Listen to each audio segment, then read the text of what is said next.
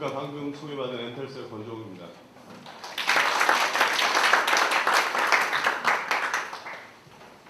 제가 발표드릴 내용은 금번 소프트웨어 현장 멘토링 추진 사업에 있어서 추진 배경과 추진 계획, 그 다음에 기대 효과에 대해서 말씀드리도록 하겠습니다. 우선 엔텔스는 B2B 모델을 가지고 서비스하는 회사입니다. 주로 BSS, OSS 솔루션과 유무선 인터넷 플랫폼, 최근에 IoT, M2M 관련된 솔루션들에 대한 어떤 핵심 기술을 보유하고 있습니다. 좀 전에 세션 1에서 R 서포트에서 14년 동안 한우물을 팠다고 하는데요. 저희 엔텔스도 2000년에 설립된 이후에 BSS, OSS 솔루션에 한우물을 쭉 파온 회사로 소개드릴 수 있을 것 같습니다. 저희 회사는 2000년 7월에 설립돼서 2006년에 코스닥에 상장된 회사이고요. 최근 3년간 두 자릿수 이상의 꾸준한 성장을 이루고 있는 회사입니다. 저희가 이번 소프트웨어 현장 멘토링 사업을 진행한 배경에는 우선 배경에 앞서서 소프트웨어 공학 수준 진단을 시행을 했었는데요. 충격적이게도 평균점 이하의 점수를 일단 보였습니다. 물론 전체 솔루션을 대상으로 한 것은 아니었지만 일단 저희가 대상으로 했던 수준 진단 결과가 이렇게 나온 것에 대해서 상당히 충격을 받았었고요. 그래서 이 문제점들을 해결하기 위해서 일단 4가지 관점에서 우선 살펴보게 되었습니다. 첫 번째는 환경적인 측면, 그 다음에 절차, 시스템, 그 다음 인력 4가지 관점에서 우선 살펴보게 되었습니다. 그러나 다들 이해하시겠지만 환경적인 측면은 저희 회사가 어쩔 수 없는 여러 가지 요소들을 가지고 있죠. 그래서 저희는 절차와 시스템, 사람 이 3가지 관점을 중심으로 일단 진행하고자 합니다. 금번 현장 멘토링 사업의 프로젝트 목표입니다. 저희 회사 엔텔스가 비즈니스 연속성 보장을 위한 소프트웨어 품질 관리 체계 개선이 이제 프로젝트 목표가 되겠고요. 앞서 말씀드린 절차적인 측면에서는 품질 경영 체계를 정착을 하고, 그다음 품질 관리 프로세스를 재정비하고, 그다음에 프로세스 내재화와 가시화를 얻는 것이 일단 목표가 되겠습니다.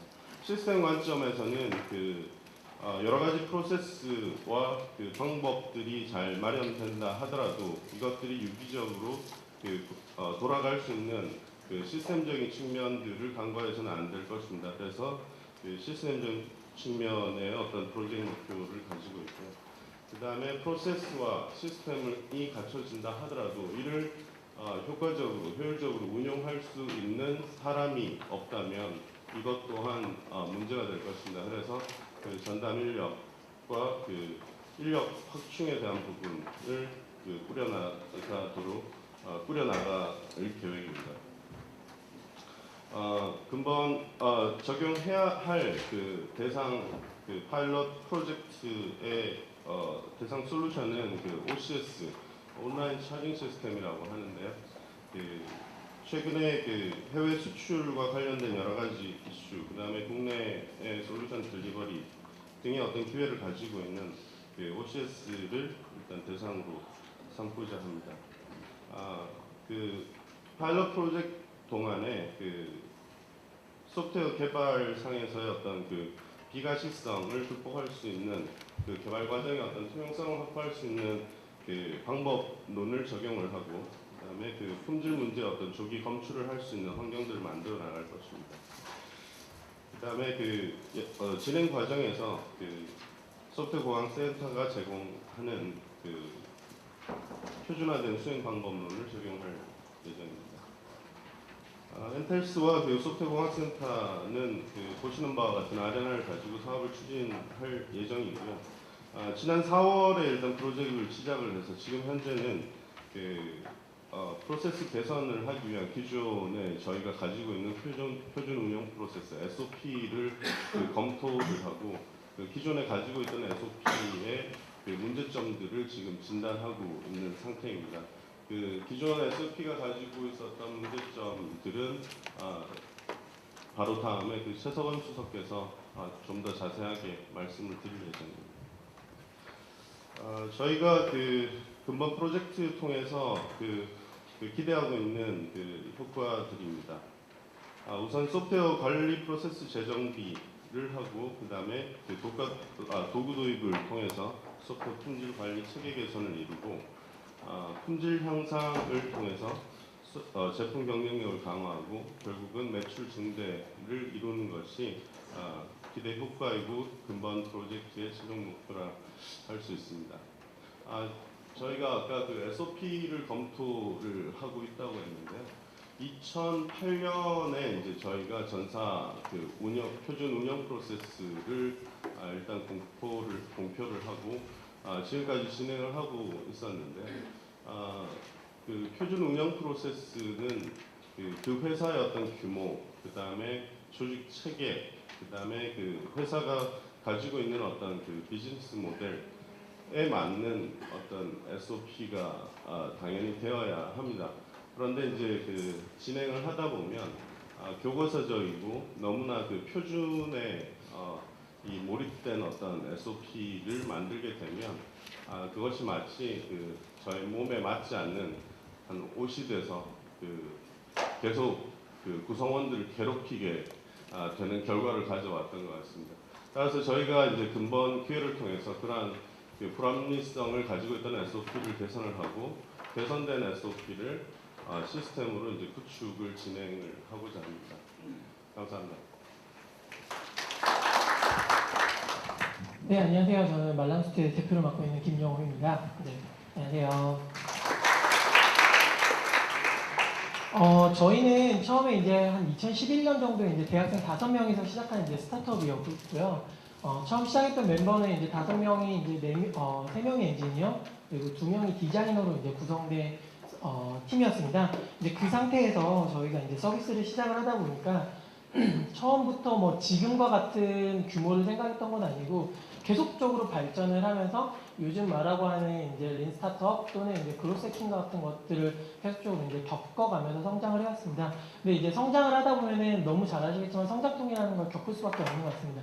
그게 이제 회사 자체일 수도 있고, 그 다음에 서비스 자체일 수도 있고, 또는 개발 관련해서도 느낄 수가 있을 것 같은데요. 그런 부분들에 있어서 저희가 어떤 부분이 애로사항이었고, 그리고 그런 부분들을 저희는 실제 이제 나이파를 통한 소프트웨어 공학센터를 통한 이제 컨설팅을 통해서 계속적으로 좋은 방향으로 그리고 현재 시점에 저희가 선택할 수 있는 최적의 방향으로 흘러가는 그런 작업들을 해왔거든요. 그래서 그런 것들을 이제 쭉 설명을 드리고자 합니다. 저희는 알람문이라고 하는 알람 어플리케이션을 현재 개발해서 서비스를 하고 있고요. 알람이라는 어플리케이션은 사실 너무 잘 아시겠지만 스마트폰에 이제 기본적으로 이제 설치가 되어 있는 어플리케이션입니다. 근데 이제 그러한 일반적인 알람 어플리케이션보다는 조금 더 재미있고 즐거운 알람 어플리케이션을 만들자라고 생각을 해서 저희가 개발을 해서 이제 진출을 했습니다.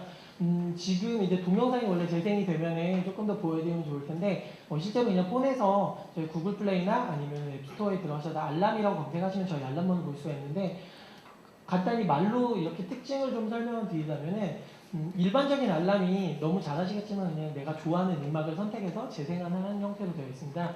저희는 이제 그거를 조금 탈피해서 매일 아침 일어나기 위해서 뭔가 게임을 진행을 하고 그리고 그 게임 결과에 따라서 나에게 리워드를 주는 예를 들어 저희가 뭐 한국에서 진행했던 뭐 그런 사례들을 보면은 아침에 8시까지 20초 안에 일어나면은 출근하는 길에 사 먹을 수 있는 던킨 도넛 할인 쿠폰을 준다거나 이러한 형태의 조금 더 재미있고 그다음 게이미피케이션 된 그런 이제 알람 어플리케이션을 개발해서 서비스를 해왔습니다.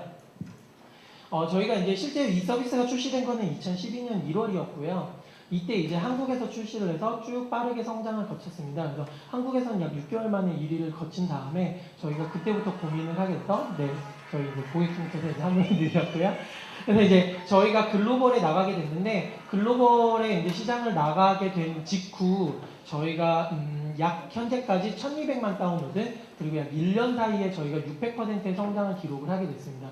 글로벌에서 이제 한 1,200만 다운로드에 매일 사용하는 유저가 50만 명 이상이 되는 이제 그런 서비스를 이제 성장을 하게 됐고요. 저희가 이제 주로 타겟하고 있는 시장은 이제 아시아 쪽입니다. 그래서 중국을 메인으로 해서 저희가 대만, 일본, 홍콩 그리고 동남아로 현재 커져 나가고 있는 중입니다. 알람몬의 이제 그 유저 비율은 조금 독특하게 저희는 이제 10대, 20대 유저를 이제 메인층으로 해서 해당하는 유저 중에서도 특히 여성 유저를 저희가 타겟을 하고 있고요. 그리고 국가별 세션 비율을 보시면 아시겠지만 한국보다는 오히려 해외가 더 많은 서비스입니다. 그러다 보니까 저희가 고민해야 될 부분이 많았습니다. 왜냐면 저희가 처음에는 당연히 한국에서 시작을 했고 한국에서만 출시했던 앱이었지만 처음부터 이거 뭐 글로벌을 생각했다거나 이러지 않았기 때문에 그런 걸로 인한 이제 문제들이 많았었거든요. 그래서 이제 현재는 이제 글로벌로 성장하고 있는 단계에 있고요. 다양한 이제 수익 모델들을 또 모바일 애플리케이션에서 이제 개발을 해나가고 있는데 저희는 크게 이제 두 가지 수익 모델을 통해서 이제 진행을 하고 있습니다. 그래서 인앱퍼셔스라는 이제 기본적인 이제 기능을 통해 가지고 알람 소리를 돈을 주고 살 수 있는 그런 이제 마켓플레이스를 현재 개발을 해서 현재 지금 수익화하고 있고요. 그리고 또 광고 플랫폼으로서 앞서 말씀드린 던킨도넛과 같은 그런 사례를 형태로 통해 가지고 진행을 하고 있습니다. 이 역시도 거의 대부분의 비즈니스가 사실은 한국보다는 해외에서 일어나고 있다라는 게 가장 큰 저희가 가지고 있는 해결해야 될 그 숙제인 것 같습니다. 그래서 앞서 이렇게 이제 저희가 알람몬에 대해서 쭉 설명을 간단히 드렸는데요. 저희가 이제 실제로 글로벌에 나가고 그 다음에 이제 그 빠른 확장, 특히나 저희가 예상치 못했었는데 약 한 200만 다운로드 정도, 한 150만 다운로드 정도인 상태에서 글로벌을 출시했다가 1년이 채 안 된 상태에서 1,000만 다운로드가 갑자기 1년 만에 밀려 들어왔습니다. 그러면서 해당하는 이제 트래픽을 감당하기 위해서 굉장히 많은 어떻게 말하면 이제 탑재를 계속적으로 이제 진행을 해왔었는데요. 이와 관련해 가지고 이제 실제적인 아키텍처나 아니면 그런 개선 사례에 대해서는 이제 저희 회사에 있는 CTO님께서 조금 발표를 이어나가 주시도록 하겠습니다. 안녕하세요. 방금 소개받은 마랑 스튜디오 CTO 최치웅입니다. 네, 방금 대표님께서 말씀하셨다시피 한 1년 사이에 굉장히 많은 성장이 있었는데요. 저희가 처음에는 이제 그런 성장을 생각지도 않았고 그리고 뭔가 의도하지 않은 성장이었기 때문에 여러 가지 문제들이 있었습니다. 그래서 올해 초에 개발팀 현황을 먼저 말씀을 드리고 시작하고자 합니다. 올해 초에 저희 개발팀 현황은 iOS 개발자가 1명이 있었고요. 안드로이드 개발자가 1명, 그리고 저희가 알람 애플리케이션의 특징인 그 좀 인터랙티브한 알람 화면을 구현하기 위해서 호크스튜디오 X로 화면을 구현하고 있는데 그 개발자가 1명 있었습니다. 그리고 저희가 처음에는 스탠드얼론 어플리케이션으로 개발이 되었기 때문에 서버 관련 인프라가 전혀 회사 내에 전혀 없었고요. 서버는 물론이고 각종 개발 관련한 인프라조차도 없었습니다. 당연한 얘기지만 관련 작업을 해본 사람도 전혀 없었고요. 근데 이제 알람몬이 좀 더 성장을 하기 위해서 스탠드얼론 어플리케이션에서 네트워크 베이스드의 어플리케이션으로 변경을 해야만 하는 시기에 도달을 했습니다. 그래서 저희가 이제 고민을 했던 사항은 서버 경험이 없는데 인력 중에 서버 경험이 있는 사람이 전혀 없는데 서버가 필요했습니다. 어쨌든 상점이나 아니면 그런 네이티브 애들을 위해선 서버가 필요하고 그러한 그러니까 유저 인증이나 혹은 유저 데이터 관리 등의 기능이 필요한데 그러한 구현이 필요했고요. 그리고 저희는 외부 솔루션을 사용하기로 결정을 했는데 그럼에도 불구하고 저희만의 기능을 제공하기 위해서 자체 서버를 운영해야 하는 그런 상황이 있었습니다. 그리고 그 외에 이제 워낙 많은 다운로드가 일어나다 보니까 안드로이드는 워낙 다양하고 iOS도 마찬가지로 버전별로 파편화가 있고요. 관련해서 이제 사용자에게 발생한 가장 치명적인 문제인 크래시를 빨리 대응하고 싶다는 니즈가 있었고요. 그 외에는 이제 앱의 용량을 줄이고 싶다라는 니즈가 또 있었습니다. 그리고 5번째로 안드로이드 단말 같은 경우는 해상도가 워낙에 파편화가 심하기 때문에 이러한 모든 안드로이드 단말을 최소한의 노력으로 대응하고 싶다라는 니즈가 있었고, 그리고 저희가 이제 네이티브 애드 형태나 혹은 자체 영업한 광고를 팔기 위해서 기존의 스탠드얼론 형태일 때는 이제 하드코딩된 이미지가 하드코딩된 코드와 함께 들어가 있었는데 이제 업데이트를 사용자들이 그렇게 쉽게 따라오는 게 아니기 때문에 그런 광고 영역을 업데이트 없이 변경할 수 있는 그런 솔루션의 도입이 필요해졌습니다. 그래서 하나하나 어떻게 저희가 아직도 고민하고 있는 부분도 있고 해결한 부분도 있는데 관련해서 설명드리겠습니다. 첫 번째로는 서버 경험이 있는 사람이 없는데 서버가 필요한 경우. 그래서 저희가 내부적으로 이제 자체적으로 서버를 구축할 경우 필요한 사항들에 대해서 고려 사항에 대해서 정리를 해봤습니다. 그래서 다수의 서버가 당연히 관리가 필요로 하고요. 업그레이드나 보안 패치 등 그리고 모니터링을 사람이 대부분의 시간에 매달려서 해야 하고 그리고 저희 같은 경우는 오전 시간에 트래픽이 몰리기 때문에 그 트래픽에 맞춰서 정해진 시간마다 스케일링을 해줘야 되고요. 웹 서버 부하도 분산을 해줘야 되고 DB 서버도 마찬가지고 그 외에 방화벽이나 각종 외부에서 들어오는 공격들을 이제 대응을 해줘야 하는 문제가 있었습니다. 그래서 저희가 이제 고려를 했던 외부 솔루션은 바스IO라는 KTH에서 개발을 시작해서 현재는 KT로 이관된 서비스인데요. 대기업에서 한 것 치고는 굉장히 이례적으로 아파치 유저 그리드라는 오픈소스를 베이스로 해서 개발이 돼서 서비스하고 있는 서비스입니다. 관련해서 기본적인 기능으로는 이제 유저 매니지먼트나 데이터 매니지먼트, 파일 매니지먼트, 그리고 푸시 노티피케이션까지 한 번에 굉장히 쉽게 적용이 가능하고 쉽게 사용이 가능했습니다. 그래서 선정한 사유는 이제 내부의 개발 관련해서 서버 쪽 인력이 전혀 전무한 상황이었기 때문에 되도록이면 그런 인력을 꼭 필요하면 모를까 되도록이면 두지 않자라는 게 첫 번째 사유였고요. 두 번째로는 일정이 워낙 타이트했습니다. 저희가 네트워크 스탠더론에서 네트워크 베이스로 가는데 내부적으로 잡은 일정이 한 달 미만이었기 때문에 굉장히 일정이 타이트했고 그리고 서버 운영이라는 게 생각보다 쉽지 않아서 보안 대응이라던가 혹은 모니터링 그리고 그 외에 각종 감사 활동들이 필요했는데 그런 걸 저희 내부적으로는 할 수 없다는 그런 판단 때문에 바스IO를 선정해서 사용하고 있습니다. 현재도 사용 중이고요. 장점으로는 이제 안드로이드나 iOS SDK가 모두 제공되고 있고 자바스크립트나 RESTful API 또한 지원이 됩니다. 그리고 가장 큰 장점은 한국어가 통하는 서포트 팀이 한국에 있고요.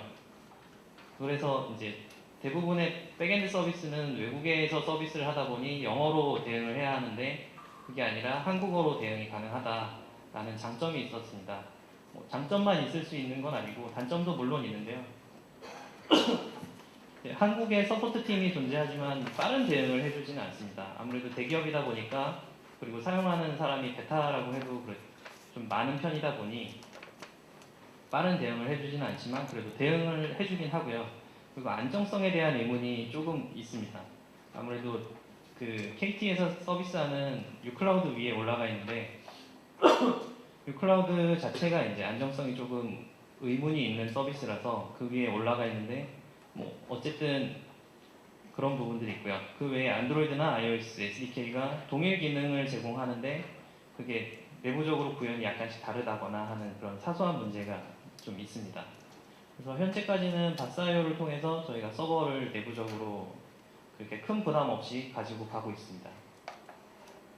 두 번째로는 그럼에도 불구하고 저희가 자체 서버를 운영해야 한다는 결정이 있었는데요. 저희가 처음에는 약간의 그런 유저 매니지먼트 정도의 기능만 제공을 하다가 갑자기 상점이라는 새로운 기능이 들어오면서 상점에 있는 기능을 아까 말씀드린 그런 키밸류 형식의 DB만 가지고 제공을 할 수가 없기 때문에 근데 저희 자체적으로 서버를 구축하기로 했고 관련해서 이제 저희가 VM 인스턴스부터 시작해서 클라우드 인프라스트럭처를 사용할지 아니면 IDC에 진짜로 저희 서버를 넣을지 혹은 다른 서비스를 사용할지 고민을 하다가 저희는 AWS 빈즈톡이라는 서비스를 결정을 했습니다.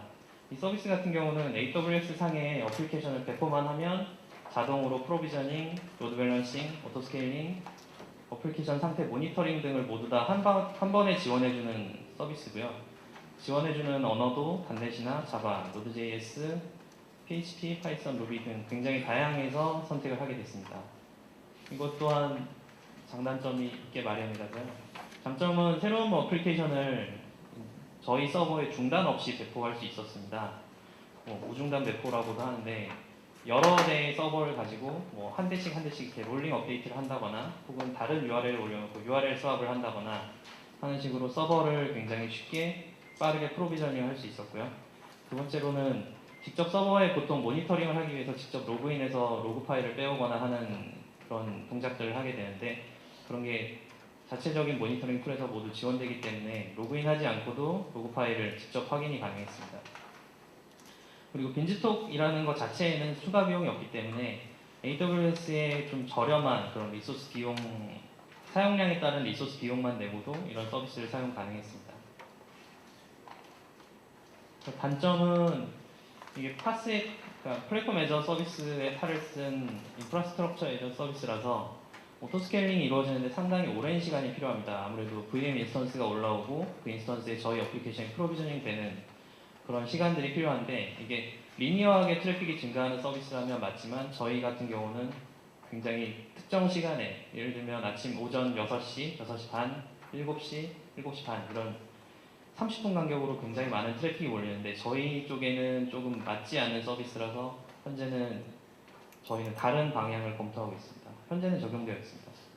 그리고 세부적인 서버 설정이 거의 불가능에 가까운데요. 아무래도 자동으로 다 해주다 보니까 열려있는 게 굉장히 한정적이라서 예를 들면 웹서버를 구축했을 때 아파치의 설정을 일부만 변경이 가능하고 저희는 PHP를 사용하고 있는데 PHP 중에 설정도 일부만 변경이 가능합니다. 세 번째로는 아까 말씀드렸던 그 폰에서 발생하는 크래시를 빠르게 대응하고 싶다는 니즈였는데요. 이거 같은 경우는 저희가 이거를 도입할 당시에는 글로벌하게 서비스를 제공하는 업체가 몇 없었고 그 중에 가장 안정적이라고 평가되는 버그센스라는 시스템을 사용해서 저희가 구축을 했습니다. 버그센스 같은 경우는 모바일 환경에서 익셉션이 발생하면 자동으로 자기 서버에 모아서 이제 익셉션을 모아서 통계를 내주거나 아니면 익셉션 로그를 보여주거나 하는 서비스인데요. 장점으로는 역시나 안드로이드와 iOS SDK를 둘 다 제공하고 실시간으로 크래시 어널리틱스가 지원됩니다. 그래서 현재 어떤 이슈가 어떻게 발생하고 있는지 현재 그 추세나 트렌드를 모두 다 확인할 수 있고요. 그리고 안드로이드 같은 경우는 프로가드 많이 적용하시는데 프로가드 인테그레이션도 당연히 지원하고 iOS 같은 경우는 그 오브젝트를 심볼 로케이션을 해야 되는데 그걸 서버 사이드에서 지원을 해주게 됩니다. 그래서 빌드해서 업데이트했을 때 그 심볼만 서버에 올려둔다면 자동으로 버그센스 쪽에서 처리를 해주게 됩니다. 얘네도 물론 단점이 있는데요. 단점은 iOS 서버 사이드 심볼 로케이션이 완벽하진 않아서 데디케이트된 심볼이라고 뜨는 경우가 굉장히 많았고요. 저희 같은 경우는. 그리고 대시보드가 굉장히 불편합니다. 그럼 다른 거에 비해서는 편하지만 그래도 저희가 일반적으로 생각하는 그런 수준의 대시보드까지는 아니고요. 그리고 버그 개수로 과금을 하다 보니 익셉션이 얼마나 올라오느냐, 그래서 굉장히 불안정한 어플리케이션이면 과금액이 굉장히 많이 올라갈 수가 있다는 단점이 있습니다. 그래서 이렇게 생긴 화면을 저희에게 제공을 해주고요. 그리고 네 번째로는 이제 저희 앱의 용량을 줄여야 한다라는 니즈가 있었습니다. 저희가 작년 연말 기준으로 용량이 25.51MB였습니다. 알람 어플리케이션을 봤는데 용량이 거의 30MB에 가까웠던 거죠. 그래서 그 중에 이미지랑 사운드 리소스 용량이 21.4MB였습니다. 저희가 좀 다양한 인터랙션과 다양한 사운드를 지원하기 위해서 모든 리소스를 또 스탠드얼론 어플리케이션이다 보니까 어디서 받아올 수도 없고 그래서 모두 앱 패키지 안에 넣어서 발생한 문제였고요. 그래서 지난달 기준으로 11.14메가까지 저희가 다이어트를 시켰고요. 그래서 기본 캐릭터 5종류를 제외한 모든 캐릭터는 상점에서 다운받을 수 있도록 변경을 했고 그 외에 저희가 좀 더 미려하게 보이고자 넣었던 이미지 폰트를 모두 제거하였습니다. 그리고 9 패치나 혹은 뭐 그런 iOS도 비슷한 게 있는데 그걸 모두 다 적용했고 그리고 타이니 PNG라고 PNGU나 타이니 PNG 같은 게 있는데요. 이거는 좌우 사진에 보시면 왼쪽은 원본이고 오른쪽은 압축된 이미지입니다. 압축된 PNG 파일인데 육안으로 확인이 불가능할 정도의 압축을 해주면서 PNG 파일의 용량을 70% 정도 경감을 시켜주는 서비스가 있습니다. 관련해서 이거를 적용하시면 용량 줄이는 데 많이 도움이 되실 거라고 생각합니다. 다섯 번째로는 저희가 다양한 안드로이드 해상도를 최소한의 노력으로 대응하고 싶다라는 니즈가 있었는데요. 라인 패치하고 렐러티브 레이아웃으로 처음에는 적용을 했습니다. 근데 아시다시피 DP라는 모델은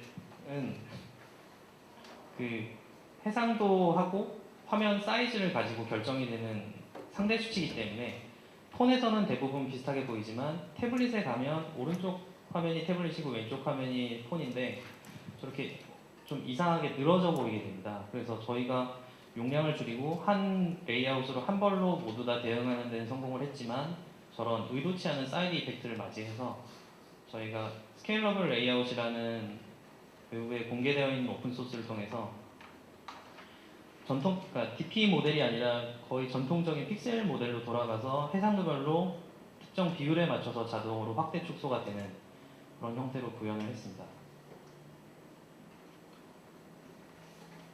그리고 저희가 앱 내 광고 영역을 업데이트 없이 변경을 하고 싶었는데 이것 또한 저희가 여러 가지 솔루션을 검토를 하고 실제로 내부적으로 구축도 한번 해봤는데 역시나 이제 자체 영업한 광고를 했을 때 가장 큰 문제가 광고 결과에 대한 레포트였습니다. 그래서 그런 것까지 모두 다 제공이 되는 방법은 없을까 하다가 이제 구글에서 나온 더블클릭 포 퍼블리셔라는 DFP라는 솔루션을 저희가 도입을 했는데요.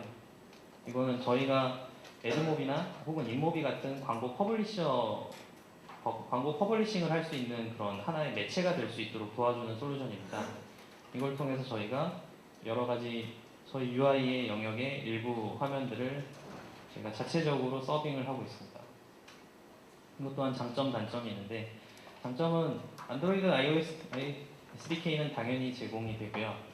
그리고 다양한 기능이 제공이 됩니다. 구글 솔루션이다 보니까 구글 계정에 따른 계정의 권한 관리, 그리고 리포트와 광고의 노출 수가 예측이 되기 때문에 얼마나 이 광고를 얼마나 노출시켜줄 수 있는지 그런 것들까지 제공이 되고 그리고 CDN 역할도 겸하기 때문에 저희가 이런 광고를 서빙하는 데 있어서 CDN 비용을 따로 내고 있지는 않습니다.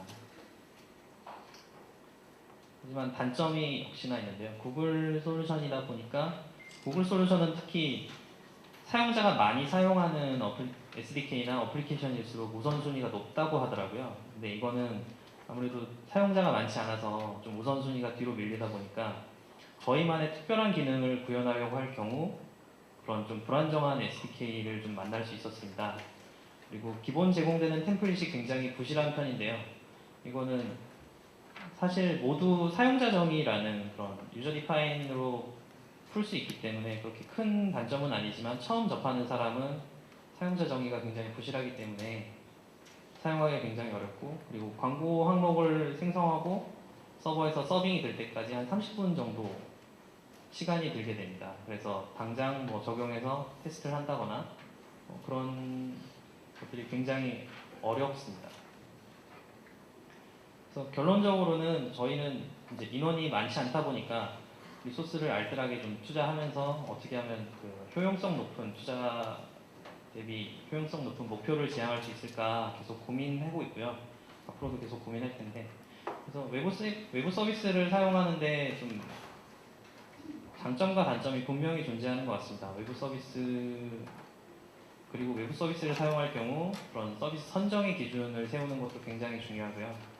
저희 같은 경우는 외부 서비스를 사용할 때 몇 가지 선정 기준이 있는데 첫 번째로는 이제 회사가 그런 외부 서비스를 제공하는 회사가 좀 튼튼할 것 그리고 여러 가지 경영상의 이유로 그 서비스를 중간에 포기하지 않을 것 물론 전부 다 이렇게 확신할 수는 없지만 이제까지 그 기업이 해왔던 그런 행보들을 보면 그런 게 어느 정도 보이기 때문에 그런 조건을 넘어야만 저희가 외부 서비스를 사용하고 있습니다. 그럼 이런 과정들을 통해서 저희가 메인 프로덕트에 집중할 수 있는 시간을 가지고 그런 메인 프로덕트에 집중을 함으로써 더 좋은 결과가 있지 않았나 그렇게 생각하고 있습니다. 안녕하십니까. 프로젝트에 적합한 요구사항 정의서를 발표할 유치님의 박홍이라고 합니다. 오늘 발표는 회사 소개 정부과제 프로젝트 소프트웨어 종합 적용 사례 요구사항 정의서, 요구사항 정의서 적용, 소프트웨어 종합 적용 효과 순으로 말씀드리겠습니다. 먼저 회사 소개하겠습니다. 주식회사 유피니트는 대한민국 대표 IT 인프라 관리 솔루션 전문 기업입니다. 대표 고객사로는 금융, 정부, 공사, 기업 등 다양한 분야와 협업하고 있습니다. 저희 제품 중에 하나인 거래 추적 소프트웨어 파러스 소프트웨어입니다. 파러스 트레이스입니다. 저희가 현재 진행하고 있는 정부 과제는 통합 서비스 성능 관리 소프트웨어로서 사용자 구간의 성능 정보와 어플리케이션 구간의 성능 정보를 연계하여 서비스 성능을 입체적으로 분석할 수 있는 소프트웨어를 개발하고 있습니다. 저희 프로젝트 품질 관리를 위해서 주관사인 QA팀과 그리고 외부 컨설턴트의 협조를 받고 있으며 저희 공학센터의 주기적인 점검으로 관리되고 있습니다. 지금 보시는 화면은 소프트웨어 적용 후 현황입니다. 품질 관리 차원에서 관리, 설계, 테스트 세 단계로 분류했으며 원활한 관리를 위해서 저희는 툴과 지원 문서를 사용하였습니다. 이 외에도 저희가 상황에 따라서 필요한 부분은 추가적으로 작성하고 적용하여서 관리하고 있습니다. 그러면 앞서 이혜진 수석님이 말씀드렸듯이 저희는 아무런 준비도 아무런 관리도 하지 않은 상태에서 소프트웨어 적용을 했는데요. 그럼 그 전 상태를 보시겠습니다. 앞서 본 페이지와 많이 다른데요.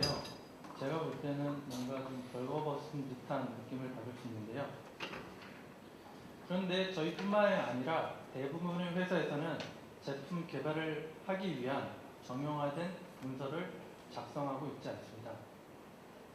그렇다면 앞선 페이지에서 문서가 있듯이 그런 문서가 없는데 과연 어떻게 제품을 개발할 수 있을까? 라고 의문을 가질 수 있습니다. 앞선 페이지를 보셨던 분 생각과 저 생각이 동일할 거라 생각되는데요.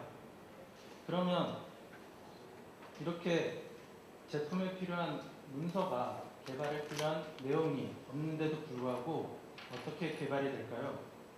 보통 개발에 필요한 내용은 문서되고 관리되고 있지 않지만 개발자의 PC나 개발자의 경험 그리고 관리자의 역량 또는 베이스되는 모델의 제품 내에 개발 코드 내용이 다 포함되어 있기 때문에 개발자들은 보통 그 내용을 참조해서 개발을 하고 있기 때문에 보통 이런 정형화된 문서는 꼭 필요하다고 생각하지 않고 있는 상황이 현 실정이라고 생각됩니다. 그러면 소프트웨어 공학을 적용함으로써 어떤 변화가 있는지 간략하게 살펴보도록 하겠습니다. 보시는 바와 같이 프로세스가 많아졌습니다. 형상 관리, 품질 관리뿐만 아니라 이슈 관리, 결함 관리, 동료 검토, 변경 관리 등이 이에 포함되었고 프로세스가 많아짐으로써 지켜야 할 각각의 규칙들이 발생을 하고 규칙들을 지키기 위한 문서가 만들어져야 합니다. 저희처럼 이전에 아무것도 없던 상태에서 문서를 작성해야 하기 때문에 문서를 작성해야 되는 업무량이 증가할 수밖에 없고요. 그리고 그 전에 한 번도 작성하지 않은 문서를 작성해야 되기 때문에 개발자들도 어떠한 내용을 포함해야 되는지 어떤 내용이 작성되어야 되는지 모르기 때문에 각각의 회의를 거쳐서 문서를 작성하게 됩니다. 이렇게 어렵게 만들어진 문서들은 또 한 번 리뷰와 감사, 체크를 통해서 관리되게 됩니다. 소프트웨어 공학을 적용하면서 제가 느낀 일들인데요. 그러면 이렇게 업무량이 많아지는데 각각의 회사에서는 개발할 시간도 없는데 과연 소프트웨어 공학을 적용하면서까지 이런 문서들을 만드는 이런 일들을 해야 되는 시간을 할애해야 되느냐? 그러면 소프트웨어 공학을 적용하면서 나아지는 것은 없느냐? 줄어드는 일들은 없느냐? 의문을 가질 수 있습니다. 이에 대한 답변을 하기 위해 프로젝트 전체를 설명드리고 싶지만 시간이 많지 않기 때문에 요구사항 정의서를 예로 설명드리고 그리고 적용 결과를 검토해 보도록 하겠습니다. 먼저 간략하게 요구사항이란 어떤 것인지 알아보도록 하겠습니다. 요구사항 정의서란 프로젝트 분석 단계에서 고객의 요구사항을 기반으로 작성되는 문서이고 다양한 정보와 다양한 내용을 분석하여 작성하고 내용은 정확하고 참조되는 문서명이 작성되어야 하며 많은 문서들이 이 문서를 참조하기 때문에 정확하고 명료하게 작성되어져야 합니다. 그럼 요구사항 정의서를 작성하면서 지켜야 할 사항들이 무엇이 있는지 보도록 하겠습니다. 여기서 크게 4가지로 나눴는데요. 첫째로 고객에게 피드백을 제공해야 합니다. 같은 말을 전달해도 다르게 뜻을 해석하는 경우가 종종 발생합니다. 공식적인 문서인 요구사항 정의서는 프로젝트 계획서 다음으로 작성되는 문서이기 때문에 프로젝트의 최상위에서 작성되기도 합니다. 작성되고 있습니다. 따라서 이 문서가 계획된 의도와 다르게 작성된다면 이 문서를 참고하고 작성되는 모든 문서와 개발 산출물들은 계획된 의도와 다르게 작성될 수밖에 없고 제품도 계획된 의도와 다르게 개발될 수밖에 없습니다. 따라서 고객이 산출물을 검토하고 개발 산출물에 대한 그 결과를 전달받아야 합니다. 두 번째로 컴포넌트 부분, 즉 최소 단위까지 나뉘어져서 작성되어져야 합니다. 세부사항까지 다루지 않는다면 개발 시 모호해지는 부분이 발생할 수 있습니다. 예를 들어서 요구사항 정의서에 손을 그린다 라는 요구사항이 있다고 가정한다면 개발자는 그 내용을 가지고 개발을 시작합니다. 손을 그린다. 그 내용을 보고 개발자는 고민을 하게 되죠. 누구의 손을 그릴 것인지, 손은 어떤 모양을 하고 있는 손을 그릴 것인지. 그러면서 계속 상상을 하게 되죠. 손을 그리고 손목까지 그려도 되나? 어깨까지 그려도 되나? 양손까지 그려도 되나? 이렇게 되면 처음에는 손을 그린다부터 시작했는데 전체를 그리는 형상이 될 수 있습니다. 따라서 애매모호한 내용으로 인해 개발자가 유추해서 개발하지 않도록 최소 단위까지 정확하게 나누어져서 작성되어져야 합니다. 세 번째로 설계 명세서의 요구사항 정의서 내용이 포함되어져야 합니다. 설계서는 요구사항 정의서를 참고하여 작성되도록 명시되어 있습니다. 따라서 정상적으로 작성된 설계서라면 요구사항 정의서 내용이 필히 포함되어져야 합니다. 그러나 간혹 개발자들은 이 문서를 참고해서 작성하라 라고 얘기하고 전달하지만 저 문서를 참조해서 개발하기도 합니다. 이 부분을 방지하기 위해서 첨가한 내용이고요. 마지막으로 부모문서 제공. 부목격인 요구사항 정의서는 명확하고 정확하고 완벽하게 작성되어져야 하지만 자식격인 설계문서, 개발문서, 테스트 문서가 문제없이 작성될 수 있습니다. 그러면 요구사항을 분류하면 보시는 바와 같이 기능, 성능, 인터페이스, 운영, 자원, 검증, 테스트 등으로 다양한 요구사항이 존재하기 때문에 여러분 회사의 각자의 프로젝트에 맞는 요구사항을 선택해서 그 내용을 요구사항 정의서에 작성하시면 됩니다. 그러면 저희가 처음부터 소프트웨어 공학을 적용해서 요구사항을 정의해서 관리하지 않았기 때문에 저희가 기존에 했던 현황을 말씀드리겠습니다. 이전에는 요구사항 관리를 지라 툴을 사용하여서 이슈만 관리했었습니다. 고객 시스템을 지원하면서 발생되는 문제점을 이슈로 등록하고 본사에서 문제를 해결하는 방식의 프로세스로 진행을 했었는데요. 이런 프로세스로 인해 자주 발생되는 문제점들이 엔지니어와의 논쟁, 개발 일정이 차질, 고객 및 담당자 불만 증가, 대응, 위비 등이 있고 이러한 문제의 발생 원인은 사전에 명확한 지원 기준이 없고 협의된 내용들이 불분명하며 고객 요구사항에 대한 대응 체계가 부족하기 때문에 논쟁이 끊이질 않고 결국 서로에게 불신, 불만을 증가시키게 됐습니다. 사전협의, 고객과의 피드백 등이 중요함을 확인할 수 있습니다. 이러한 문제점들을 소프트웨어 공학을 적용하면서 어떻게 바뀌었는지 살펴보도록 하겠습니다. 요구사항 정의서를 작성하기 위한 근거 자료는 고객 요구사항을 포함하여 해외 성능 관리 선도 기업의 자료, 주관기관 우호 고객의 요구사항과 시장 조사기관 등의 자료를 기반으로 정의서를 작성하고, 이렇게 작성된 요구사항 정의서는 설계서, 테스트 등의 참고 문서로 활용됩니다. 요구사항 정의서에 포함되어야 할 항목을 보시면 모듈별로 작성되어야 되고 컴포넌트 레벨까지 나누어져서 작성되어져야 합니다. 요구사항 아이디가 작성되어져야 되고 타입, 리스크 기간, 요구사항 내용, 그리고 추가 설명, 참고 문헌 등의 내용이 포함되어져야 합니다. 이러한 문서는 완벽하고 일관성 있고 정확하고 변경이 가능해야 하고, 랭크드, 문서마다 연계가 되어야 하고, 테스트 추적성이 가능해야 합니다. 그 내용들은 오하지 않아야 하고요. 마지막으로 이 내용들은 확인되어지고 검증되어져야 합니다.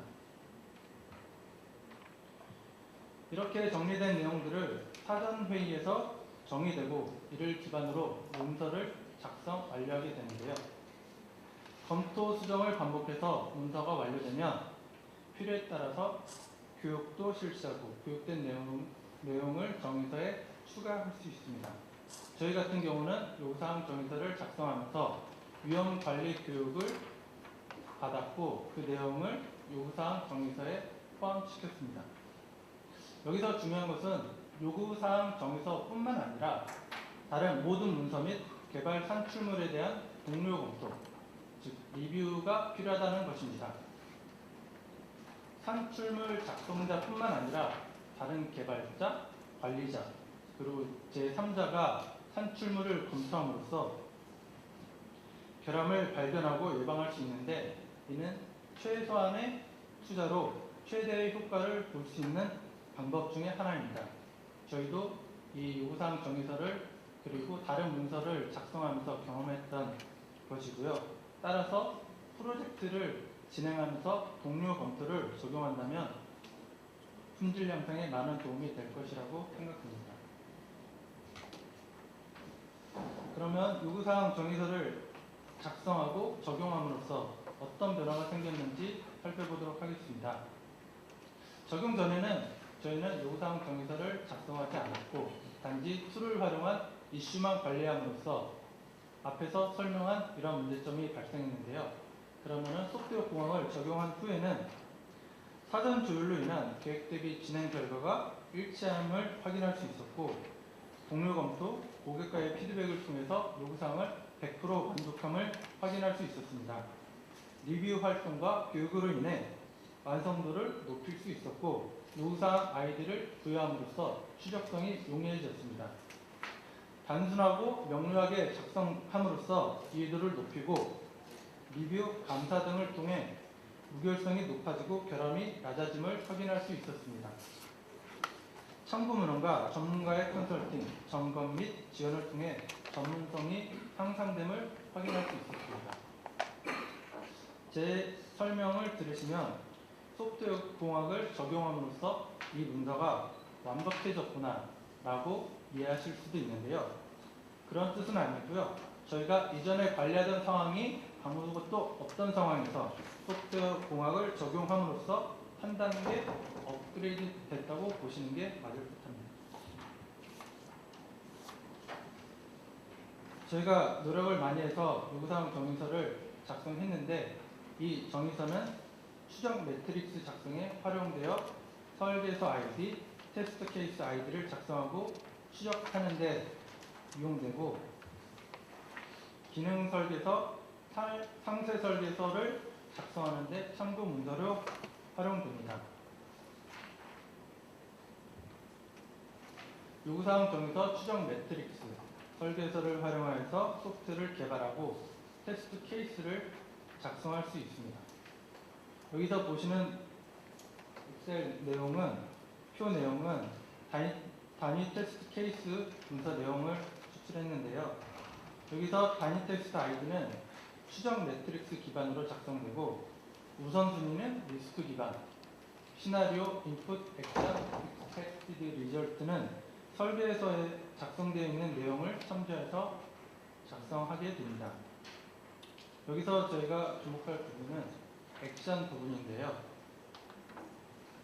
액션이라면 저희가 액션이라고 지칭했지만 테스트를 하면서 실행하는 부분이라고 이해하시면 되고요. 여기서 보시면 P와 N, 하나의 테스트 케이스를 P와 N, 포지티브 N, 네거티브로 나눠서 테스트를 했습니다. 이러한 내용은 정상 동작뿐만 아니라 비정상 동작을 테스트 범위에 넣음으로써 검토 범위를 확대하고 명확한 결과를 얻기 위한 하나의 테스트 방법론 중에 하나입니다. 요구사항 정의서 작성부터 테스트 설계까지 간략하게 설명을 드렸는데요.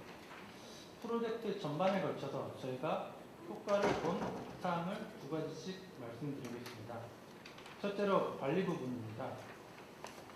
품질 및 형사 감사를 실시함으로써 산출물의 최종 품질 확보에 효과를 거두었고, 레드마인 SVN을 통해 효율적인 정보 공유를 할 수 있었습니다. 두 번째, 설계 부분에서는 이전까지 문서화하지 않거나 서로 다른 형태로 작성하거나 관리되지 않던 문서들을 문서화 및 정형함으로써 불필요한 비용을 최소화하고 추적 매트릭스를 통해 문서 간 연관 관계를 확립할 수 있었습니다. 마지막으로 테스트 부분에서는 리스크 기반 프로세스를 적용함으로써 정략적 우선순위를 선정하고 테스트 전략을 수립할 수 있었고, 툴을 활용한 정적 검증, 공적 검증을 수행함으로써 테스트 범위를 확대할 수 있었습니다. 제가 처음에 질문 드린 내용에 대한 답변입니다. 많은 부분에서 업무가 증가되어서 개발자들 어렵게 했는데, 과연 소프트웨어 공학을 적용하면서 어떤 부분이 좋고 어떤 부분이 이득이 있고 어떤 일들을 줄일 수 있었는지 설명드리겠습니다. 이거는 뭐 저희가 느꼈던 부분일 수도 있고 다른 분이 소프트웨어 공학을 적용하면서도 느낄 수 있는 부분이라고 생각되는데요. 프로세스, 즉 어떻게 관리할 것인지 계획을 하고 산정을 하고 수립을 하고 진행하기 때문에 관리가 쉬워졌습니다. 규칙이 있기 때문에 그 규칙을 지킴으로써 서로 지켜야 될 선이 그어졌고 논쟁거리가 줄어들게 됐죠. 정형화된 문서를 작성하고 관리하면서 정보를 찾는 시간이 줄어들고, 같은 내용을 반복하거나 반복해서 질문하고 같은 내용을 계속해서 같은 팀끼리 공유하는 시간을 감소시켰습니다. 회의와 리뷰를 통해 산출물의 전문화, 단순화, 명확화함으로써 이해 못하는 부분들이 줄어들고 그리고 결함이 줄어들었음을 확인할 수 있었습니다.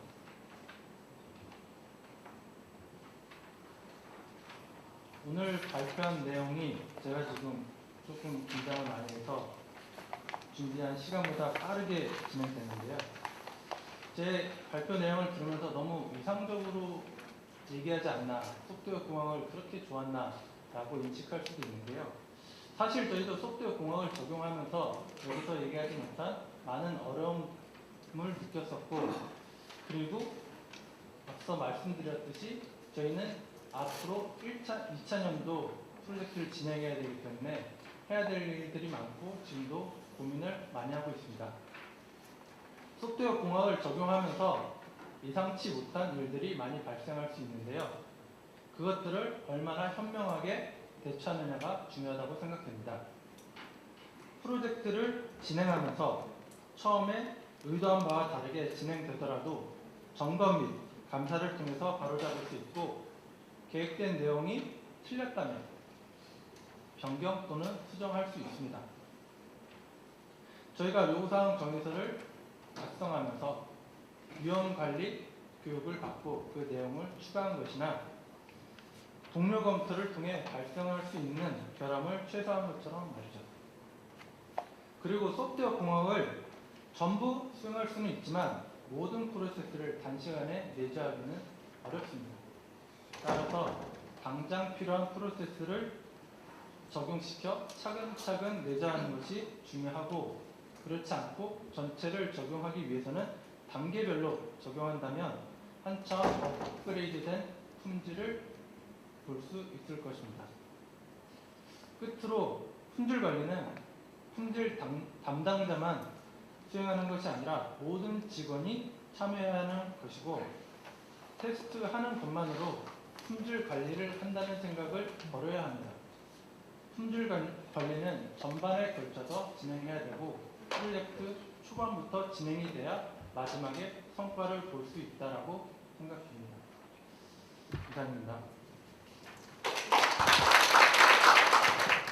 안녕하십니까. 소개받은 나눔테크 연구소 부소장 김영석입니다.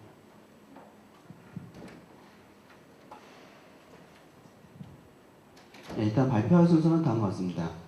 저희 회사는 좀 광주 지역에 있는 의료기기 회사입니다. 지금까지 발표했던 회사들이 전부 다 소프트웨어 회사인데 저희 회사는 제조회사입니다. 그리고 의료기기를 개발하고 있는 회사가 되겠습니다. 먼저 저희 제품에 대해서 소개해드리겠습니다. 왜냐하면 저희 제품이 굉장히 아직까지 많이 알려지지 않아가지고서 먼저 제품을 알아야 이에 대한 중요성이라든지 그 다음에 필요성에 대해서 인식할 수 있기 때문에 간단히 설명드리겠습니다. 저희 제품은 자동 제세동기 또는 심장 충격기 또는 자동 심장 충격기라고 하는 의료기기입니다. 이 의료기기는 어떤 심정지 환자한테 전기 충격 약 1500V를 갖다가 180줄 에너지를 주어서 심장 박동을 살려주는 응급의료기기입니다. 그래서 여기 보시면은 어떤 지하철이라든지 공공장소에 보시면은 어떤 이 AD 자동 제세동기라고 사항도 다 설치가 되어 있을 겁니다. 이 기기는 일반인이 사용할 수 있는 의료기기입니다. 이런 부분이기 때문에 약간 특별한 점이 좀 존재하고 있습니다. 그리고 이 의료기기에는 어떤 심장 리듬을 분석한다든지 고전압의 에너지를 제어한다든지 배터리 관리한다든지 그런 부분을 갖다가 전부 다 인베이드 소프트웨어가 모든 것을 제어를 하고 있습니다. 심정지 같은 경우는 아신 분은 아시겠지만 갑자기 심폐소생 어떤 부정맥에 발생되는 현상으로서 이게 4분에서 5분 이내에 심폐소생술과 이 자동 제세동을 살려서 응급활동을 해야만 살릴 수 있는 그런 그런 현상이라고 보시면 되겠습니다. 여기 심장에 대한 내용이 나오는데요. 심장 같은 경우는 여기 전기 신호에 의해서 그 일정한 신호에 따라서 심장 압박을 해줍니다. 압박을 해주면서 그렇게 해서 혈액이 공급되고, 그래서 혈액이 공급되면서 우리가 신체 활동하게 되는데, 일반적으로 정상적인 경우는 아래같이 우리가 흔히 많이 보는 저런 심장 리듬이 뜨게 됩니다. 하지만 가장 저희가 위험하다고 이야기하는 것이 심폐소생 VF라고 하는데요. 이 VF 같은 경우는 여기 아래 보시는 것처럼 심장에 정기적인 신호가 제대로 전달되지 않고 그러니까 잔전류가 난 듯이 잔향이 발생해가지고서 심장에 대해서 수축 활동을 못하게 됩니다. 수축 활동 못하게 되면은 혈액이 공급이 안 되기 때문에 혈액이 공급이 안 돼서 바로 사망하게 되는, 이럴 경우는 재빨리 심폐소생술을 통해서 강제로 외부에서 심장을 쥐어짜가지고 강제 혈액 공급을 시켜주고, 그러면서 이런 자동 제세동을 사용해서 여기 심장 기능을 리셋시켜주는 그런 활동이 필요하게 되는 겁니다. 그래서 이런 저희 자동 제세동기는 이렇게 전극배를 붙이게 되면은 1500V 강한 전압간 전류가 순간적으로 심장을 관통하면서 심장을 깨우게 해주는 그런 장비가 되겠습니다. 현재 국내 심정지 환자 같은 경우는 일상생활 중에서 거의 발생하고 있으며, 안타깝게도 국내 같은 경우는 아직까지 교육이라든지 응급활동에 대한 부분이 선진국에서 부족해가지고서 아직까지 생존율이 다른 선진국에서 굉장히 낮은 편입니다. 그 아래는 저희 자동 제세동기를 사용해서 실제 응급 환자를 살리는 사례가 되겠습니다. 이 자동차 제동기 같은 경우는 국내 시장보다는 굉장히 미국, 유럽, 그다음에 일본 쪽에서 굉장히 크게 성장하고 있으며 현재 앞으로 계속 성장을 많이 하고 있는 분야가 되겠습니다. 안타깝게도 전 세계 시장 점유율 같은 경우는 필립스라든지 조을 같은 회사가 가장 많이 차지하고 저희 회사는 여기 0.01% 반개는 아직까지 굉장히 미약한 수준입니다. 일단 사업 추진 배경입니다. 자, 의료기 같은 경우는 인증이 필요합니다. 근데 이 인증에서 좀 크게 변경이 된 것인데 이전까지는 저희가 어떤 의료기에 대한 기능, 성능, 안정성 부분을 주로 체크를 하였습니다. 그래서 모든 그런 부분을 성능 체크했는데 이게 기준이 되는 IEC 60601이 3판으로 개정됐습니다. 이 3판으로 개정되면서 주요한 내용이 의료기기의 안정성이 중요되고 여기에 소프트웨어라는 부분이 포함이 됐습니다. 그러다 보니까 저희 자동 제시동기 같은 경우는 62304에서 등급 C는 모든 활동을 하라는 뜻입니다. 그리고 시험 성적서에 소프트웨어 관련된 라이프 사이클 활동이 포함이 되었습니다. 그러다 보니까 전 세계적으로 저희뿐만 아니라 많은 국내 기업뿐만 아니라 외국도 마찬가지로 소프트웨어 안정성에 대한 검증 기술이 부족하고 그 다음에 어떤 소프트웨어 공학도 그것뿐만 아니라 이에 대한 활동이 제대로 안 됐기 때문에 오히려 인증받는 데 굉장히 많은 어려움이 있었습니다. 하지만 저희는 오히려 이런 것을 기회해서 이런 어떤 소프트웨어 관련된 기술, 공학도구, 라이프 사이클을 갖추게 되면은 이것은 오히려 경쟁력을 갖출 수 있는 가장 중요한 수단이 될 것이다 라고 판단하게 됐습니다. 자, 여기 보시는 것이 저희가 자동 제세 동기를 기준으로 해서 필요한 국제 규격이 되겠습니다. 품질, 그 다음 위험 관리가 있는데 여기 보시면 IEC 60601이 가장 기본적인 전자 의료기기에 대한 기본적인 성능 및 안전 규격입니다. 이전에는 여기서 6060-1과 6060-1-4 이게 소프트웨어 관련된 부분인데 이게 2005년도에 6061-2005년판 이게 3판으로 개정되면서 이 두 개 항목이 6061-1로 포함이 됐습니다. 그 뜻은 시험 성적서를 발급함에 있어서 이런 소프트웨어 관련된 활동도 성적서 안에 포함되겠다. 즉 소프트웨어 활동도 인증 활동에 포함하겠다는 뜻이 되겠습니다. 그리고 또 하나에 보시면은 제가 FDA 같은 경우는 지금 의료기 리콜 중에서 50%가 설계 관리가 잘못된 것으로 판단하고 있고 그러다 보니까 요즘 CE 같은 경우도 설계 관련된 부분 즉 어떤 완성된 성능뿐만 아니라 개발된 과정 여기서 소프트웨어도 포함됩니다. 그런 과정들을 갖다가 중점적으로 이제 인증하면서 보게 되어 있습니다. 자, 이게 저희 의료기에 관련된 국제 인증 관련된 종류입니다. 가장 기본이 된 것은 ISO 13485 의료기기 품질 경영 시스템입니다.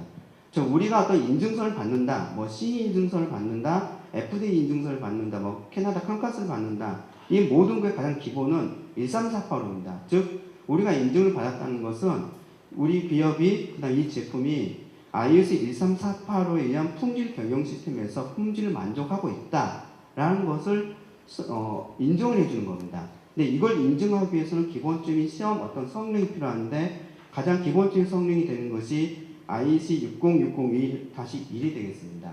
이것은 모든 전차 의료기에 대한 공통규격이라서 어떤 하드웨어적인 어떤 안전성, 성능도 있지만 여기 보시다시피 14번 항목이 PEMS라서 소프트웨어 관련된 부분입니다. 이 소프트웨어 관련된 부분이 3판에 적용이 되면서 소프트웨어 부분도 우리가 인증서의 성능의 기본 사항으로 들어가겠습니다. 가장 기본적인 것은 이 두 가지지만 우리가 이제 소프트웨어 개발하기 위해서는 여기 14번 같은 경우는 소프트웨어 개발에서 IEC 62304에 의해서 개발하도록 되어 있습니다. 그래서 62304는 일반적으로 의료기기를 위한 어떤 소프트웨어 승용 주기 프로세서를 정의하고 있습니다. 또한 의료기기에서 가장 중요한 것은 안정성입니다. 안정성이 굉장히 중요하기 때문에 가장 강조한 것이 위험관리입니다. 위험관리는 ISO 1497에서 위험관리하도록 되는데 이 위험관리 같은 경우는 기본적인 의료용품뿐만 아니라 소프트웨어 라이프 사이클에서도 위험관리가 같이 적용되고 있습니다. 즉 모든 이런 저희가 어떤 인베디드 소프트웨어가 내장된 의료기기를 개발하기 위해서는 이런 모든 어떤 규정들이 전부 다 아우러져서 서로 매칭이 돼서 어떤 관리를 하고 개발을 해야 됩니다. 여기 제가 발표하고 나서 제가 좀 나중에 다시 조사된 자료인데 지금 60601-1이 2012년도에 개정이 됐습니다. 3.1판으로 개정되면서 달라진 부분이 어떻게 되냐면은 14번 항목이 몇 가지 어떤 거 하라고 하는 항목이 있었는데 그 항목이 전부 다 사라졌습니다. 그리고 오직 하나 IC 62304에 있어서 활동하라 라고만 심플하게 되어 있습니다. 즉 이제 2018년부터 유럽이 적용되는데 그렇게 되면은 60601-1에 있는 항목이 아니라 소프트웨어에 대해서 어떤 성능 인증을 받기 위해서는 62304 이하 활동을 해야만 우리가 성능 인증서를 받게 됩니다. 따라서 의료기기에서 소프트웨어는 반드시 62304에 대한 활동이 이제 거의 필수적이라고 할 수가 있습니다. 그래서 저희 사업은 저희 자동제시등용 의료기기 인증에서 소프트웨어 프로세서를 구축하는 환경이 되겠습니다. 저희 기본적으로 유럽에 의한 유럽 의료기기법 MEDEF에서 구축하게 되고 저희 회사하고 그 다음에 저희 컨설팅 기관이 모아소프트입니다. 모아소프트 도움을 받아서 툴이라든지 그 다음 컨설팅 도움을 받고 있습니다. 그리고 이 사업에서 정말 저희 소프트웨어 공학센터 도움을 얻어서 이런 사업을 진행되겠습니다.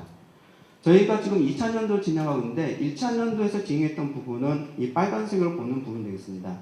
기본적으로 저희가 미즈라스 기반으로 해서 의료용 소프트웨어 코딩 표준을 정의하고 그 다음에 베리피케이션을 위해서 의료용 소프트웨어 테스트 프로세스를 구축했습니다.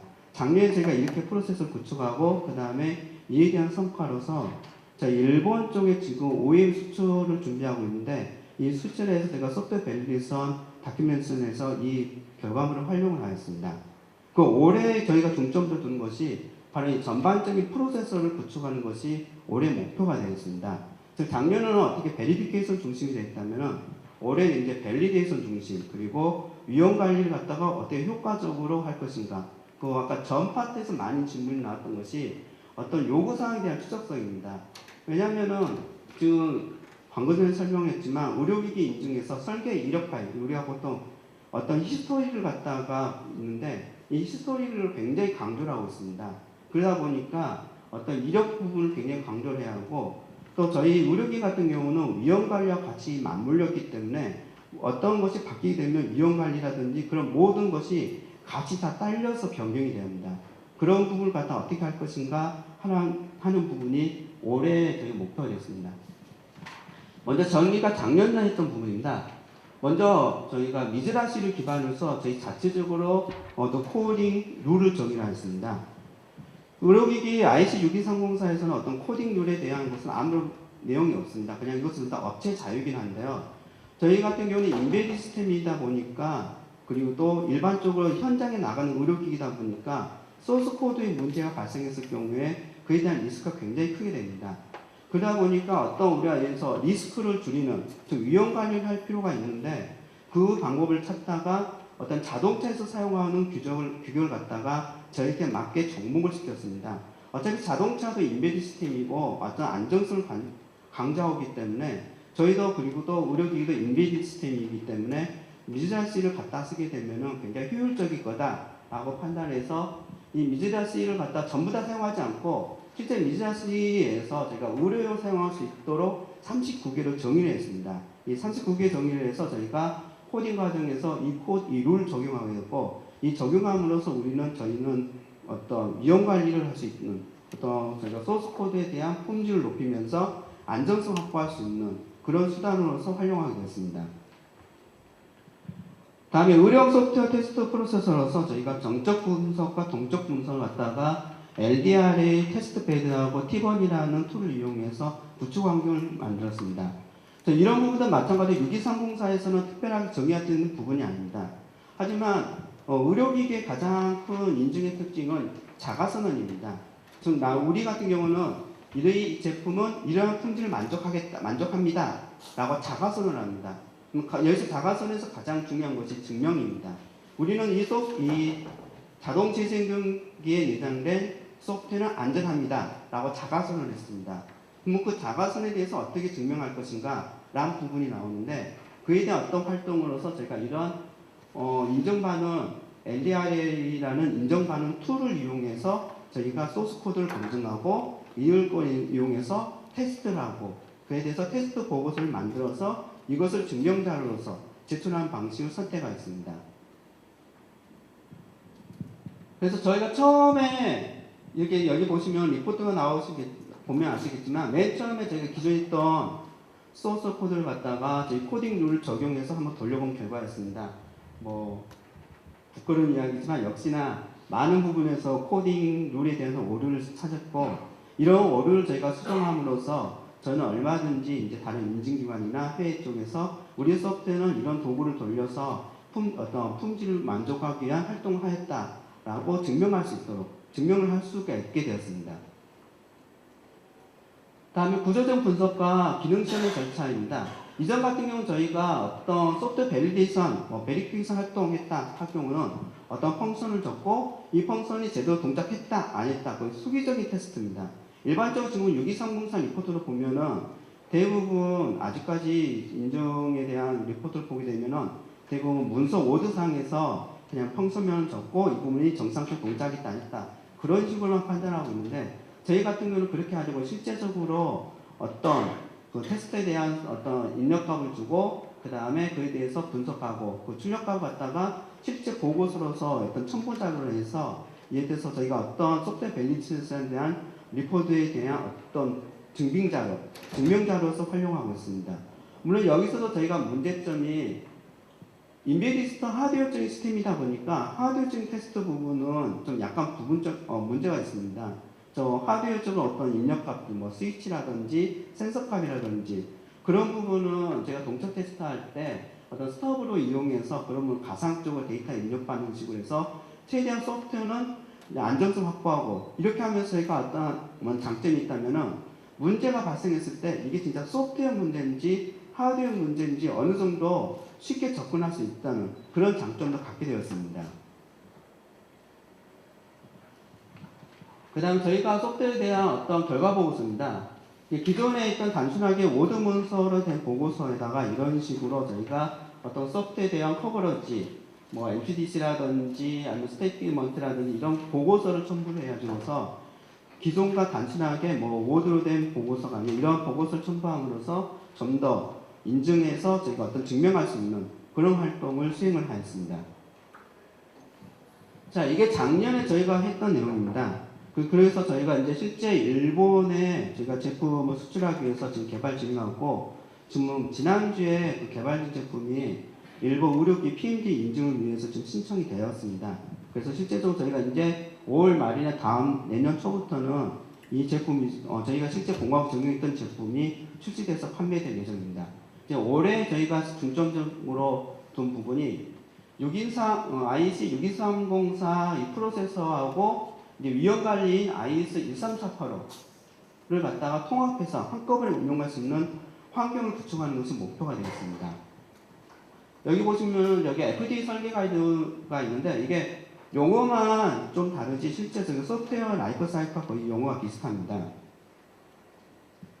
저희가 구축계획으로서는 가장 먼저 할 것이 IS 149질 기반의 소프트웨어 위험 관리할 수 있도록 그리고 그 다음에 의료기 소프트웨어 검증은 작년에 했던 그 프로세스 그대로 활용하고 그 다음에 이제 의료기 소프트웨어 형상 관리 그냥 이력 관리가 중요하기 때문에 이 형상 관리까지 이 세 가지를 한꺼번에 운영할 수 있는 어플리케이션 라이프 사이클 매니지먼트를 구축한 것이 올해 지금 진행하고 있는 계획입니다. 그래서 이것을 사용하기 위해서는 저희가 코드비머라는 형상 도구를, 협역 도구를 이용해서 지금 시스템을 구축할 예정입니다. 이에 대해서 전반적인 시스템을 보시게 되면은 죄송합니다. 먼저 사용자 요구사항이 들어오게 되면은 사용자 요구사항에 대해서 설계 입력이 들어가게 됩니다. 이 부분은 다 아시겠지만 설계 입력, 설계 프로서, 설계 출력이 되면은 의료기에서는 이에 대해서 항상 검증하라고 되어 있습니다. 소프트웨어 쪽에서는 역시 마찬가지로 저희가 LDR의 T1이라든지 테스트보드를 이용해서 베리피케이션 할 수 있습니다. 이런 베리피케이션 환경, 어떤 소프트웨어 베리피케이션 환경은 저희가 이제 구축됐기 때문에 이제 자연스럽게 운영될 수 있지만 가장 큰 문제가 되는 것이 소프트웨어 밸리데이션입니다. 이 밸리데이션 같은 경우는 요구사항에서 들어간 것이 입력, 그 다음에 프로세서, 출력, 그 다음에 형상관리, 위험 분석 이 모든 것이 다 아우러져야 합니다. 특히 가장 중요한 것이 바로 위험 분석이 되겠습니다. 소프트웨어에서 지금 설계관리 같은 경우는, 의료기기에서 설계관리 같은 경우는 설계 입력이 변경이 되면은 반드시 위험 분석하게 되어 있습니다. 위험 분석을 해서 그에 대해서 타당이 되면은 그에 대해서 검증하라고 되어 있습니다. 이 과정이 저희가 지금까지는 엑셀하고 워드 문서로 다 작업을 했습니다. 그러다 보니까 말씀하신 것처럼 저희가 어떤 추적사항이 힘들어집니다. 그리고 어떤 저희가 실제 설계 입력사항에 대해서 설계 프로세스 어떤 소스 코드도 다양해지고 그 소스 코드에 대해서 테스트 베이스 환경도 다양해지고 테스트 환경이 다양해지면은 그에 대해서 어떤 테스트 환경은 베리피케이션이 1대1로 매칭이 될 수가 있지만 밸리데이션은 또 달라지게 됩니다. 그러다 보니까 이런 부분을 갖다가 한꺼번에 운영할 수 있는 그런 어떤 협업 도구가 많이 필요하게 됐습니다. 그리고 또 하나 절실하게 한 부분이 사용자 요구사항에 대한 어떤 추적 관리입니다.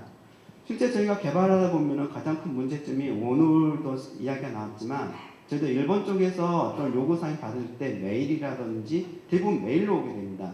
그러다 보니까 저희 연구소에 직접 다이렉트 오는 경우도 있고 아니면 저희 회사에서 통해서 오는 경우도 있고 어떤 입력 경로가 다양해지다 보니까 그에 대해서 이것을 맞춰주는 부분이 굉장히 어려워지게 됩니다. 또한 그런 어떤 설계 입력사항이 변경되면 저희가 위험 분석을 다시 다 해야 하는데 그런 부분에서 많은 어려움이 발생했습니다.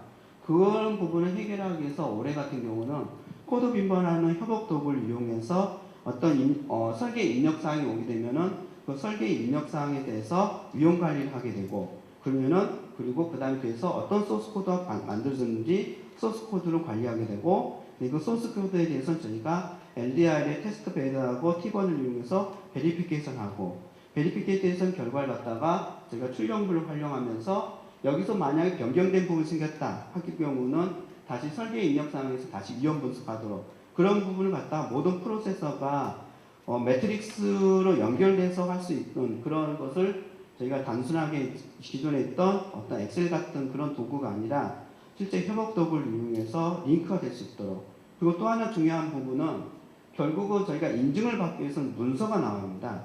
모든 것은 다 문서가 나오는데 아시다시피 엔지니어들이 문서 만드는 것을 굉장히 싫어합니다. 그러다 보니까 저 고민 중 하나가 엔지니어들한테는 문서화 작업을 최소화시킬 수도 가지고 최대한 문서를 자동으로 생성시켜가지고서 이런 인증에 필요한 문서를 갖다 생성할 수 있도록 실제 소프트웨어 같은 경우는 제가 인증 문서 같은 경우 보통 1000페이지가 넘어갑니다. 그런 것을 갖다가 일일이 수작업이 아니라 최대한 자동화시켜가지고서 엔지니어의 부담을 덜어줄 수 있도록 그렇게 하기 위한 작업이 올해 지금 진행을 할 예정입니다. 기대 효과는 다 좋은 말이고요. 다만 저희 같은 경우 가장 큰 기대를 하고 있는 것이 바로 해외 인증을 받을 때 굉장히 유리할 것이라고 유리한 고질점을 차지했다라고 저는 판단하고 있습니다. 특히 이런 소프트웨어 부분, 특히 의료기기 안전성장 소프트웨어 같은 경우는 소프트웨어에서 품질 관리, 그 다음에 설계 관리 같은 경우는 이번 올해 사업까지 진행하게 되면은 저희는 거의 세계 수준으로서 성장할 것이다 라고 지금 판단을 하고 있습니다. 굉장히 발표를 일부러 빨리 했었는데 질문 사항 있으면 질문 좀 받겠습니다. 의료기기 같은 경우 이제 비침술이나 침술이나 이런 거에 따라서 등급이 다르잖아요. 네. 등급이 달라지면 저 안에 프로세스 중에 좀 생략이 되거나 강화가 되거나 이런 등급인가요? 저 유기상공사 같은 경우는 A, B, C 등급을 나누고 있습니다. 그 위험도에 따라서 등급을 나누는데 일단 저희는 B 등급 아니면 C 등급에 해당되거든요. 그래서 저희는 아예 그냥 어차피 위험성이 있기 때문에 C 등급으로 제가 준비를 하고 있고요. 보통 저희가 그것은 의료기기 등급에 따라서 유기상공사 같은 경우는 등급이 좀 약간씩 다릅니다. 그래서 저희 같은 경우는 C 기준하면 2B급이 되고 국내 같은 경우는 3등급이 됩니다. 그것은 의료등기는 어떤 등급이 각각 의료기기 법마다 다르고요. 유기상공사는 단순하게 3등급을 나누고 있습니다. 만약에 레벨이 올라가면은 그 레벨에 해당된 등급에 따라서 활동이 더 추가가 됩니다. 여기 자료를 좀 보시면은 또 작게 나오는데 여기서 해당되는 등급에 따라서 활동되는 겁니다. A등급 같은 경우는 활동된 양이 적지만 등급이 올라갈수록 특히 3등급 같은 경우는 대뭐 어떤 추적성들, 위력성들을 굉장히 강조하고 있습니다. 그런 활동을 해야만 저희가 어떤 위기선봉차에 대한 조건을 만족합니다. 그러니까 저 항목에서 그럼 디파인 한다는 얘기죠? 네, 그렇습니다. 그러니까 그런 항목이 어디 있는지 어떻게 달라서 그게 궁금했었거든요. 네. 침습기 이런 경우에 따라서 굉장히 네, C 같은 경우는 그게 어떻게 되냐면은 몸에 안에 들어가냐, 이게 뚫고 들어가냐, 네. 아니면 구강에 들어가는 것은 무기 맞습니다. 그런데 실제 살을 째고 들어가는 경우는 등급이 올라가고 그런 경우에 만약 소프트웨어가 들어간다면은 그 위험 등급이 올라가기 때문에 그에 맞춰서 이 활동을 다 해줘야 합니다. 됐습니다. 네. 방금 뭐 협업 도구를 쓰신다 하셨는데 네. 보니까 화면 얼핏 보니까 뭐 레드마인 같은 그런 거 도구 많은 것 같아요. 별도의 그걸 위해서 협업을 위해서 도구를 구매하셨나요?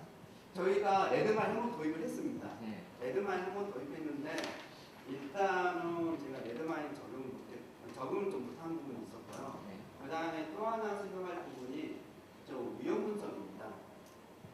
리스크 매니먼트라 해서 실제적으로 ISO 247 같은 경우는 어떤 리스크를 설정하고 이 리스크에 대해서 어떤 활동을 해서 이게 낮아졌다라는 추적 매트릭스가 들어갑니다. 네, 저희 같은 경우는 물론 기존에는 좀 보도를 했긴 했는데 레드마인 같은 경우는 어떤 이런 추적성 부분이 좀 부족해가지고서 좀 힘들게 됐고 또 저희가 최대한 이 협업법을 쓰는 이유가 가능한 엔지니어들의 일을 좀 덜어주려고 하는 부분이 있거든요. 그리고 그 다음에 이제 제가 지금 인증문서를 만들고 있는데 실제 인증문서 만들 때 그 추적하는 매트릭스를 만드는 일이 굉장히 힘들거든요. 굉장히 매트릭스도 굉장히 복잡할 뿐만 아니라 서로 얽혀 있다 보니까 문서 만들기 쉽지가 않습니다. 그래서 이런 협업법을 쓰는 이유가 가능하면은 요구사항, 설계 입력부터 밸리데이션, 베리피케이션, 리스크 매니지먼트까지 한꺼번에 또 통과를 관리할 수 있는 시스템이 필요해서 이 시스템을 도입하게 된 겁니다.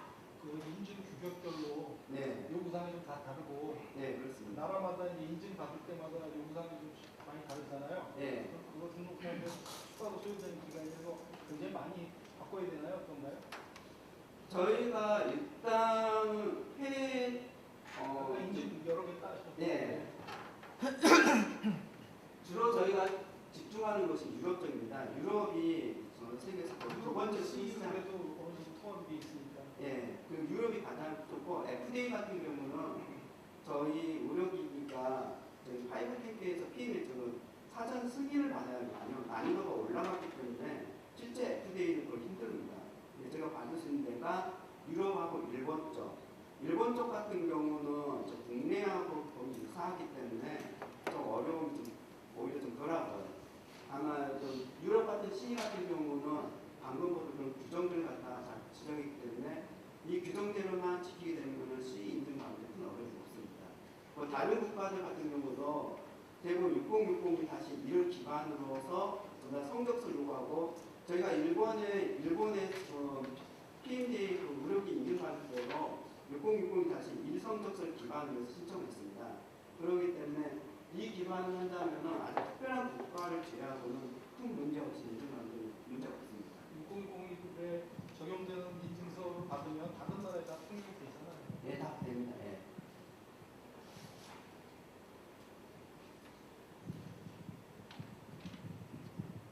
이상 질문이었으면 마치도록 하겠습니다. 감사합니다.